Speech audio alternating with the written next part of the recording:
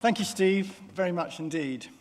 This evening's speaker began his career working as a civil servant at 10 Downing Street under Baroness Thatcher and was elected in 1992 to Parliament, where he was greeted on his first day by being asked whether he'd come to fix the central heating. He was, he admitted, a bit keen. David Willetts is still keen and is still trying to fix things. David was MP for Havant in Hampshire from 1992 until 2015, rising to become Minister for Universities and Science and attending Cabinet from 2010 until 2014.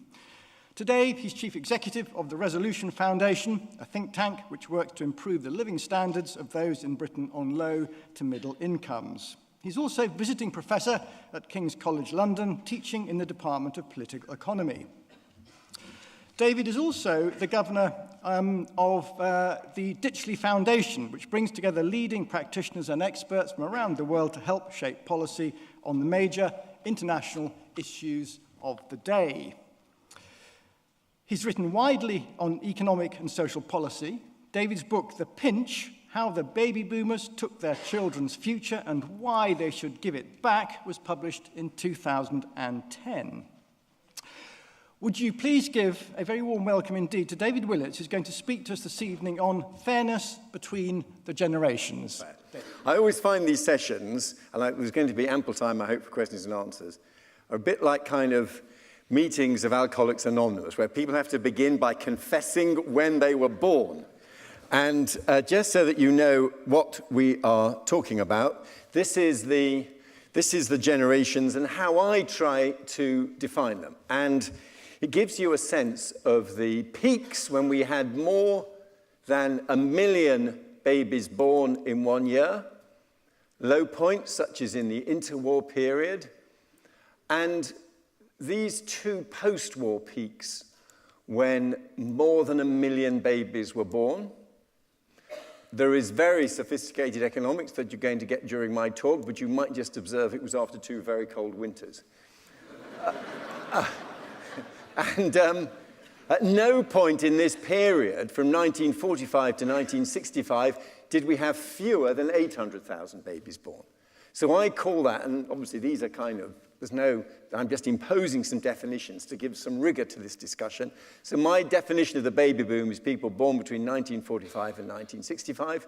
You then have this very dramatic plummet in the birth rate down to an all-time low in the late 70s, which I call Generation X. We then got the millennials, and a brief moment, just in the last couple of years, when we had more than 800,000 babies born. But if you look at this, it's a very big generation working its way through society. Think of a python swallowing a pig, a large generation working its way through, bigger than the generation before it or after it. And the conventional wisdom of demographers was that, by and large, being a big generation was bad news. You went through life economy class, all competing for jobs and for houses, whereas being in a small cohort was good news. Being in a small cohort meant less competition in housing, less competition in jobs. You went through life business class. And my argument in my book is that, contrary to what one might have expected, so far, being a big generation has worked out to the advantage of the baby boomers. So that's the starting point, which I hope will enable you all to work out kind of which generation you're in. And of course, we're talking averages, but whether what I'm going to argue applies to you. I'm not going to take you through every one of my slides, but we've got improving life expectancy. We've got this big cohort slowly working its way through society with smaller cohorts behind it as it gets older. And then we're going to have a large number in the future. We're going to have a large number of very old people. Now, this is what's happening in Britain is not some kind of demographic crisis caused by a very dramatic shift in the ratio of the population. In many ways, other countries, as you can see, have at least as dramatic a change. So as is not a kind of, I'm not a believer who thinks of a fundamental demographic crisis. I just think it's whether different generations are getting a fair deal. Now, let me pause over this, because this is very important. I think this chart is one of the charts that helps explain a lot of British political and economic history over the past decades. This is what the demographers call a dependency ratio. It's rather heavily loaded, but this is the ratio. I'm not totally comfortable with calling it dependency, but it's essentially the ratio of people of working age between 20 and the pension age of, and between 20 and 65, as against those who are more likely to be dependent in some sense, as against the under 20s and the over 65s.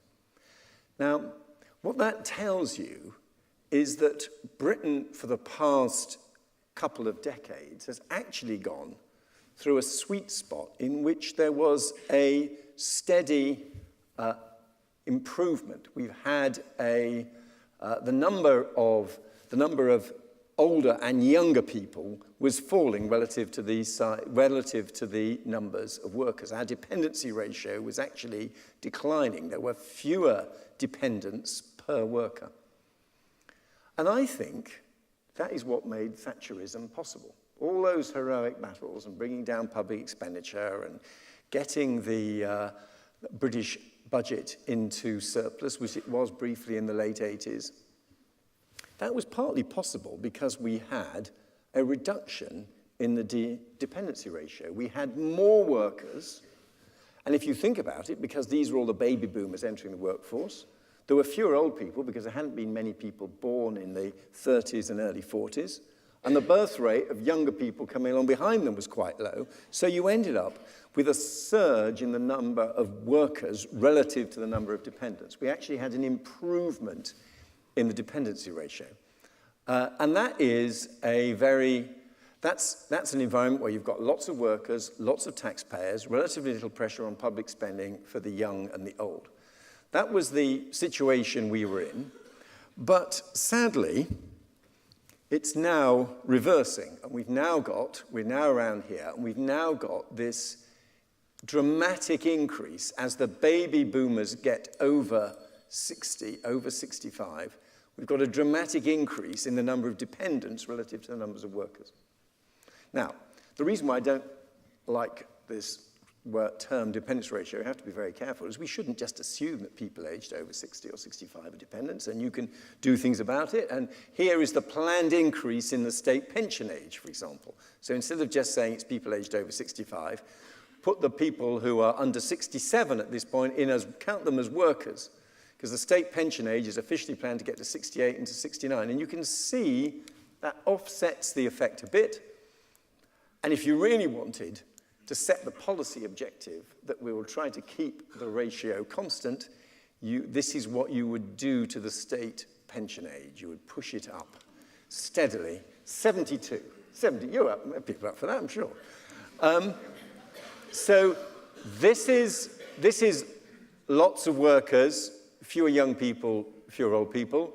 This is when your surge of workers gets older. As the pig is getting further down the python, you have a big increase in the number of people aged over 65 and potentially offset it by changes in the pension age.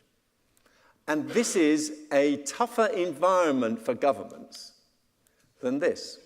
So we've had a favorable environment. We're now facing a tougher environment. So that's the backdrop. I've tried to give you the basics of the size of the different birth cohorts in Britain and how different sizes of cohorts can have an impact on policy. What I'm now going to try to do is just assemble the evidence which has persuaded me that we, the baby boomers, and this is my confessional note, I was born in 1956 in the middle of the baby boom, why we, the baby boomers, appear to be having a better time than either the generations before us or after us. And you can look at it in terms of the impact of the welfare state, what's happening in the jobs market, and then what's happening in the two most important assets we build up during our working lives, pensions and houses. So that's going to be the structure of the rest of my talk. I'm going to take you through the welfare state first. Now, I'm a conservative, and a lot of conservatives are wary about the welfare state, think it's some kind of left-wing project. But I don't think that properly characterizes everything that it can do. I think there are very powerful arguments for the welfare state. And this chart explains what a modern welfare state does in completely non-sort of partisan terms. It says that when we're young, we are heavy receivers of public spending. Because if you think about it, a slightly higher tendency to use the health service and being educated. Then when we're of working age, we're not actually heavy users of the services of the welfare state. And when we get older, we once more become users of the welfare state, pensions and healthcare above all. Most of healthcare is for people aged over 65. This chart is taxes. And it shows that obviously when you're young, you're not paying taxes. Then you become middle-aged and your income rises and you become a taxpayer. And then when you are older, your tax payments decline. So what it's telling you is that the purpose of the welfare state is to smooth out our living standards over the life cycle. If you didn't have a welfare state, it would be very tough for people here who haven't got any earnings and haven't got much earnings there. So what the welfare state does is it takes from people of this age and redistributes to people who are young and people who are old. It's essentially a device, in other words, for smoothing our income across the life cycle. And at any one moment, there's someone here who thinks, why am I paying all this tax? I'm paying in far more tax than I'm using in public services. But the truth is that over his or her life cycle, he's already used public services before, he's going to use them heavily in the future, and you might broadly expect it to net out. So the job of government, one of the jobs of government, is to help us smooth our income through the life cycle. And it does that through tax and through the welfare state. Now, imagine that you have a balanced budget rule. You say over the economic cycle you're going to balance the budget, and you're going at the same time, you're in a completely stable state, you're going to maintain levels of public spending per person in school and per pensioner. And you've got a very big cohort working its way through the system. When the cohort is here, when you've got lots of children, the generation ahead, in order to discharge their commitment to pay the right amount of resource per student, per child in the NHS or whatever, taxes have to go up to pay for all these kids because you're trying to balance the budget. Then that big generation works its way through into the workforce. And as we saw, the dependency ratio falls, and you've got lots of taxpayers, and you've got fewer dependents on either side. So what can you do? Consistent with your balanced budget rule, you can cut taxes. Things look good. You've got a surging economy, you've got lots of workers, you've got economic growth, and you can cut taxes. And then when this big cohort gets older, and they're all pensioners, and they're all heavy users of the NHS, because you're committed to balancing your budget, you have to put taxes up again on the smaller generation of workers behind them. So, what is apparently quite a simple, fair rule, let's just maintain spending per person in education, maintain spending per pensioner, and balance the budget across the economic cycle, enables a big cohort to enjoy the same amount of education as everyone else, and then have lower taxes and higher growth when they are in the workforce, and then enjoy the same pension entitlements as everyone else, when the poor, smaller generation behind them find themselves paying much more tax to keep this show on the road. So that, in a nutshell, is why having a big cohort working its way through the system, even if you just think you've got a set of neutral, impartial rules, can work to that big cohort's advantage. They ride these fundamental trends and enjoy high economic growth and affluence when they are of working age, and of course, enjoy more services, the protected services, when they are young or old. Now, it needn't be like that, but that's how, in a very simple model, you could imagine how being a big cohort, contrary to what the demographer would assume, being a big cohort can end up working to your advantage. And let's see how it's worked in practice. This is now, shifting from the big demographics, this is estimates we've done in the Resolution Foundation about the path of benefits for different groups per person, benefit expenditure per head. And what you'll see is that, in the good times, we've been having we've had increases in the real value of benefits for most groups, with occasional dips. And it peaked then in the early years of the coalition. It's beginning to fall.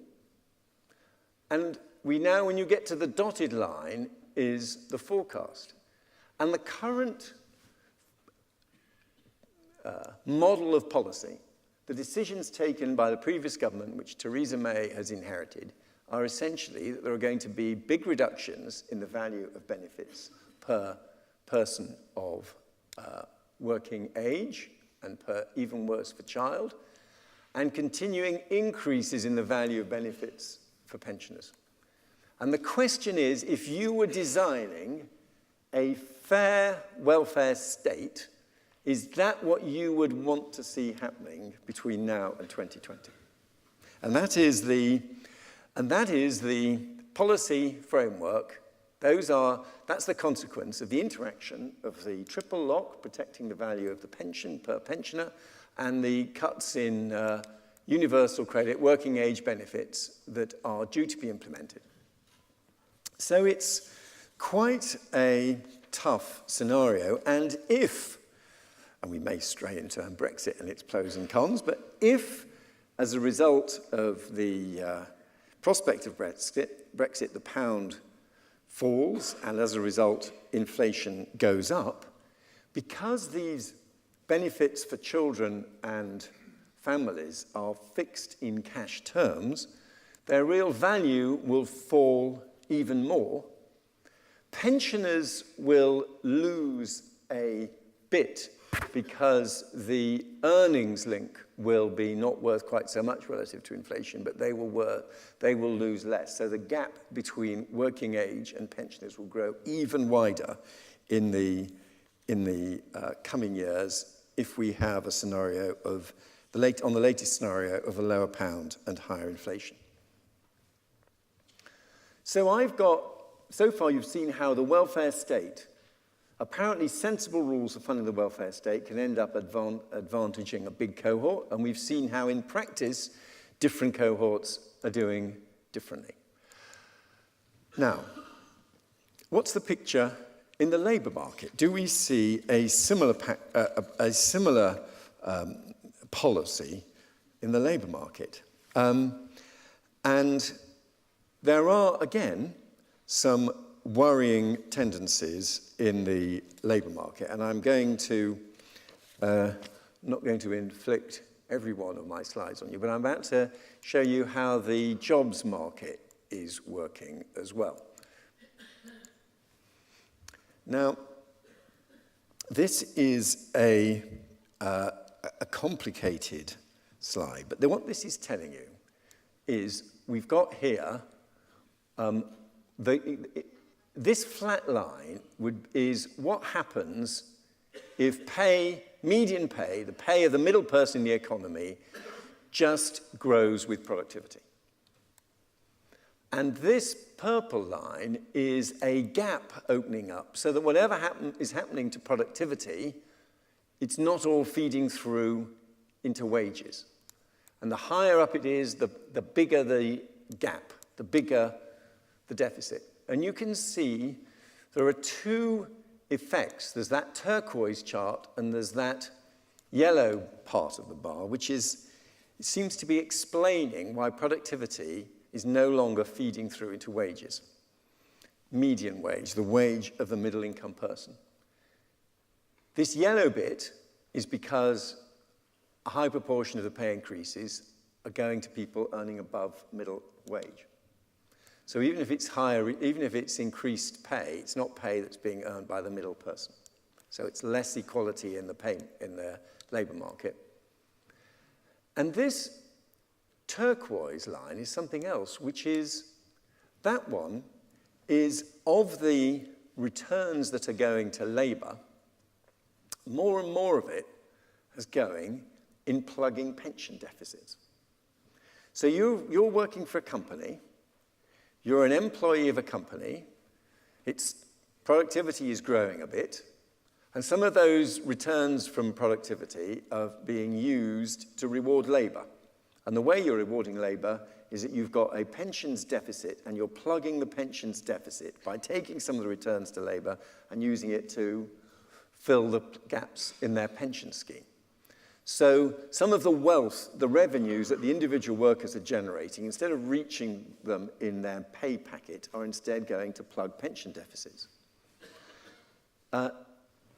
You might be a young worker in a company plugging a pension deficit in a scheme which you're not even allowed to be a member of anymore.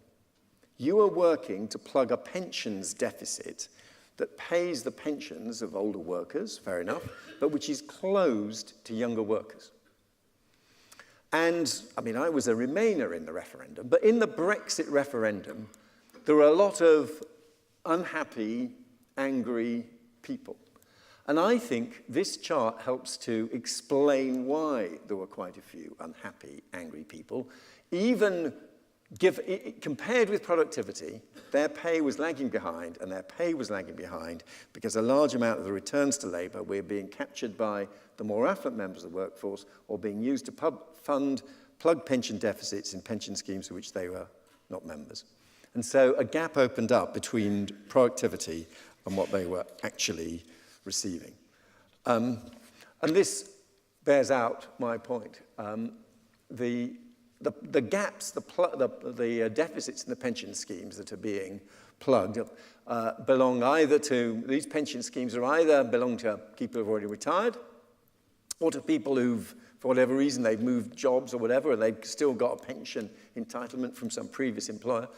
Only a quarter of the pension rights belong to people who are currently active in the company and in the pension scheme. And look at it another way, the pay squeeze has hit younger workers hardest.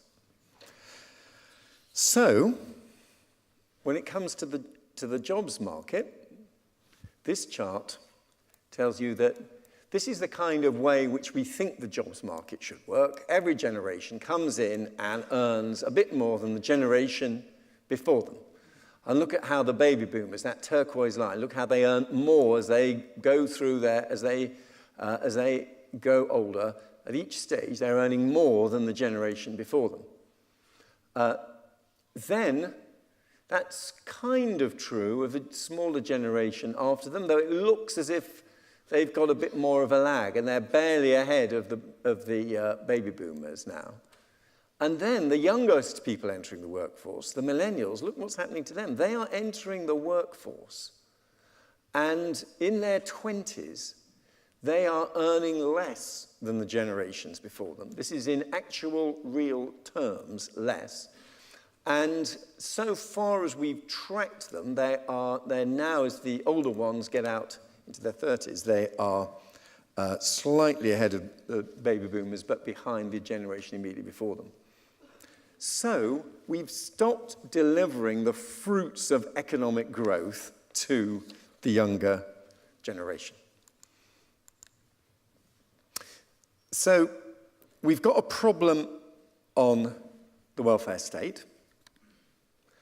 And sadly, we've got a problem in pay, which looks to be attributable partly to growing inequality in the labour market and partly to the need to plug pension deficits. Let's see if there's a different picture on wealth and assets. Now, first of all, this chart is not of itself shocking.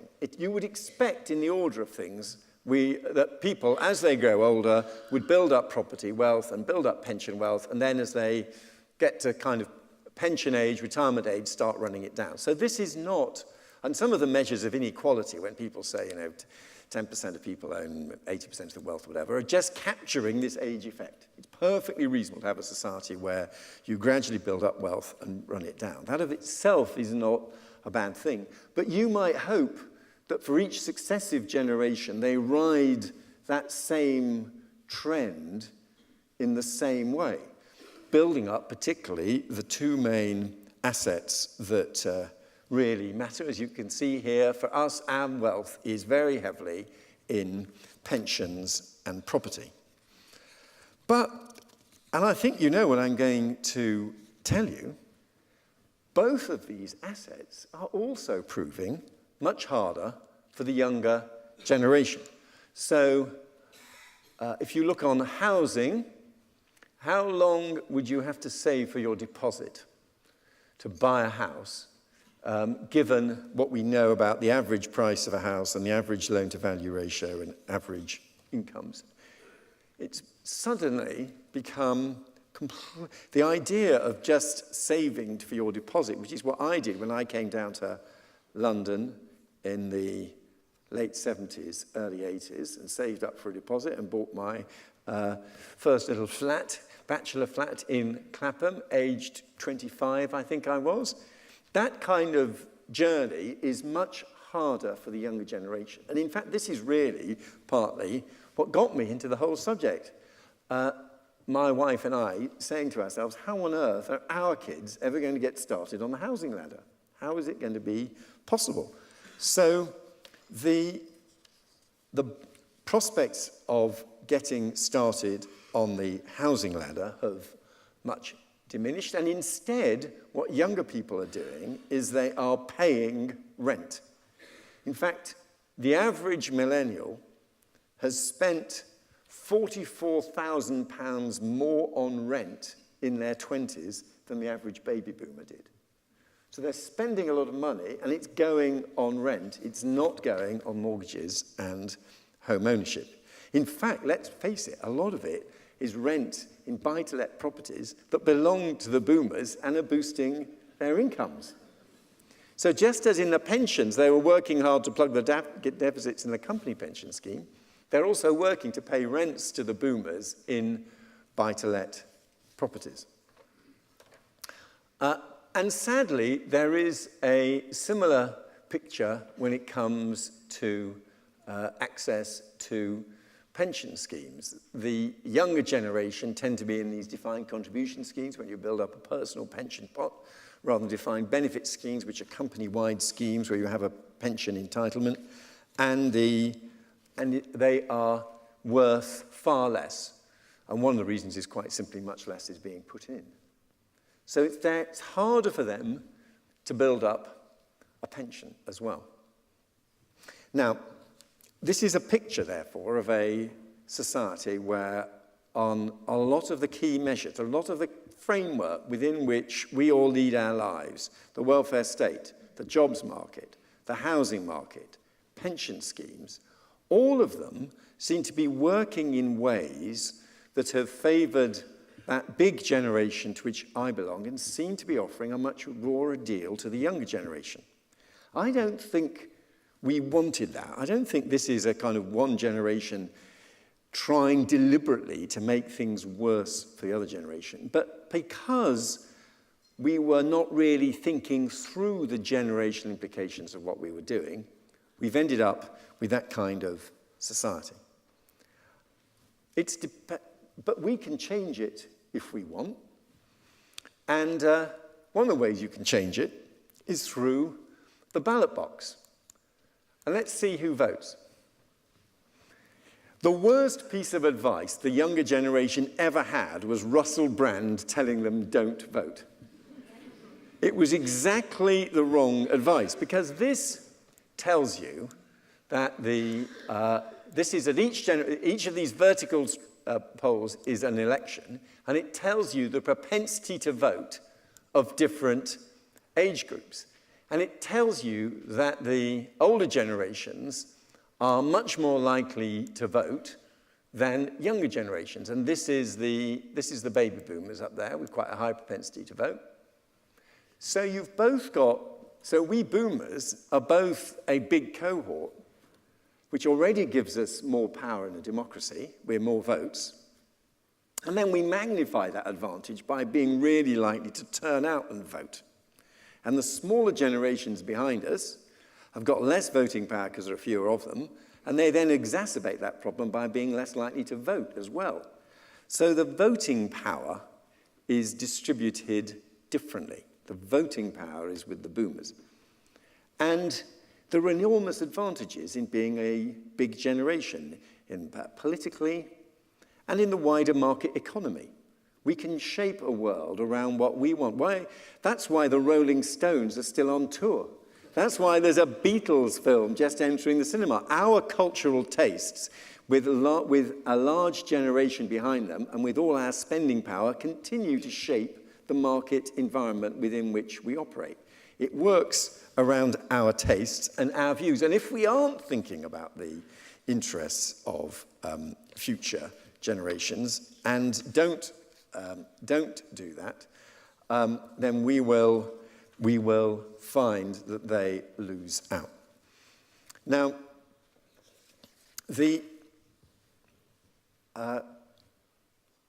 you might hope that we were aware of the problems of other generations, but one reason why I wrote my book, The Pinch, was that although there are hundreds of books that have been written about post-war Britain in terms of inequality by income and gaps of social class and fairness by gender and fairness by ethnicity, and those are all part of modern sensibility and they're things we care about, and understandably, I couldn't find a single book that had been written about Britain in terms of the interests of different age cohorts and whether some age cohorts were doing better than others. And we weren't thinking about the interests of other generations. And one reason we weren't thinking about the interests of other generations was that we weren't actually mixing much with other generations. And this tells us, this chart is I think, an important one. And it's the statistics behind an experience I had when I was a constituency MP. And that was, and this is a true story, and there were many other stories like it, the little old lady who phones up or writes to me or comes to see me at my surgery saying, Mr. Willits, there's a very dangerous gang of youngsters that are gathering outside my flat every evening. I'm very worried. I don't feel it's safe to go out at night anymore. And I keep on calling the police, and sometimes they come round, but they're really not doing enough about this threat. And I'm cycling around near where her flat was one evening and think, oh, this is where the lady came to see me complaining about the gang. Let's go and find what this gang is. And you go to a bus shelter where you find a slightly desultory group of teenagers with perhaps a can of cider there. And you start talking to them and they say they're bored. They do say they're bored. They don't strike me as being particularly violent. And they say, as you're talking to us, Mr. Witts, can we say the police keep on coming round? There's someone in the flats who doesn't like us. There's nothing to do. We're just sitting chatting in the bus shelter, but the police keep on coming along and telling us to move on. But what else are we supposed to do? And you think there's a scared little old lady, and she genuinely is scared. She's not faking it. There's a scared little old lady in her block of flats looking down on them. There's a group of slightly bored teenagers hanging around chatting. Each of them feels threatened by the other. How has it come to this? And it's because there seems to have been a decline in the amount of interaction between different generations. And indeed, if you think about it, it starts early on. Those schools with those nursery schools with those dinky little fences to keep the 2-year-olds apart from the 3-year-olds and the 3-year-olds apart from the 4-year-olds. The assumption that a different age group is somehow a threat or a risk. BA that won't put a middle-aged man alongside a teenager in their seating arrangements. The assumption that different generations should be kept apart in the interests of their safety. And this anxiety about different generations is caught in this very interesting statistic. And this tells us something sad about our country. This tells us that it's worse than this is, you ask adults, if you saw a 14-year-old vandalizing a bus shelter, would you intervene? And Britain has a much lower proportion of people who would intervene. People would think, I'd be beaten up, people would suspect my motives, or whatever. We are a society where we are more and more divided by age. Think of our society like this. Think of it as increasingly age segregated in where you work. You by and large work with people of a similar age. Increasingly age segregated in where you live. Housing areas tend to be increasingly people who can afford the houses are all living alongside each other, by and large of the same age. The one social indicator that has moved in the opposite direction is the family. In the family, as families have shrunk, you have fewer siblings, fewer cousins, but you have parents and grandparents and perhaps great-grandparents. So you have a tall, thin, kind of bamboo family is about the only form of intergenerational mixing we've got in a society that's increasingly segregated by age. So the family, paradoxically, contrary to all those forecasts that in modern life family would matter less, family matters more. Family is the only place where you get real, close, intergenerational contact and exchange. And it's one of the reasons why this feeds through into inequality within generations. So if you've got a strong family, it can be emotionally strong or it can be financially strong, you've got your form of intergenerational exchange, and that is the form that matters. Now, as I said, I'm not a pessimist. I don't think this has happened because the different generations hate each other. I think this has happened because we voted for policies and for things which we thought made sense for us and weren't particularly thinking about other generations.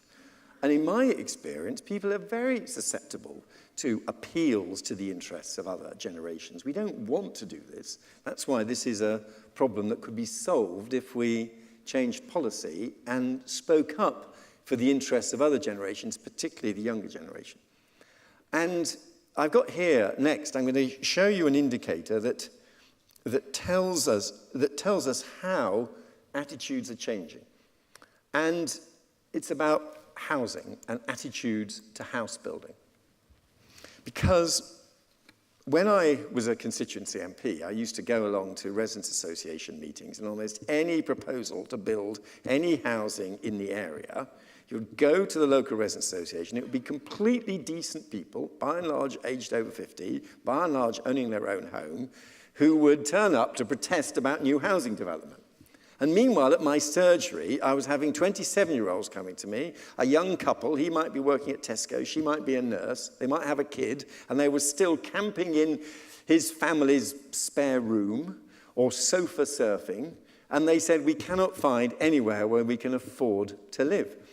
And so I, as a democratic politician, you're not a kamikaze pilot, how do you turn up to the local residents' association and very delicately try to convey to them that there is an argument for more housing, even though they've already got a house? There are people out there who haven't got a house.